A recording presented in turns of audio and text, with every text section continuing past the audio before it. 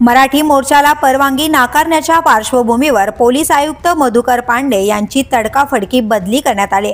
गृह विभागाने त्यांची नियुक्ती आता अपर पोलीस महासंचालक प्रशासन म्हणून केली असून त्यांच्या जागी निकेत कौशिक यांची नवीन नियुक्ती झाली।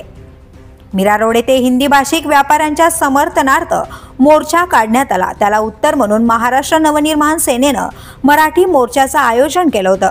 मात्र पोलिसांनी त्या मोर्चाला परवानगी नाकारल्याचा आरोप मनसेने केला आणि त्यामुळे परिसरात तणावाचं वातावरण निर्माण झालं। मुख्यमंत्री देवेंद्र फडणवीस यांनी याची गंभीर दखल घेत चौकशीचे आदेश दिले। सरकारला बदनाम करण्याचा प्रयत्न होत आहे का असा सवालही त्यांनी उपस्थित केला। निकेत कौशिक हे लाचलुचपत प्रतिबंधक विभागाचे माजी वरिष्ठ अधिकारी असून कठोर प्रशासन आणि भ्रष्टाचार विरोधी मोहिमांसाठी ते ओळखले जातात। आता तणावाच्या पार्श्वभूमीवर कायदा आणि सुव्यवस्था राखण्याचं मोठं आव्हान त्यांच्या समोर उभं राहिलंय। राजकीय आणि सामाजिक वाद वाढण्याची शक्यता असताना पोलिसांची प्रत्येक कृती आता अत्यंत संवेदनशील ठरणार आहे।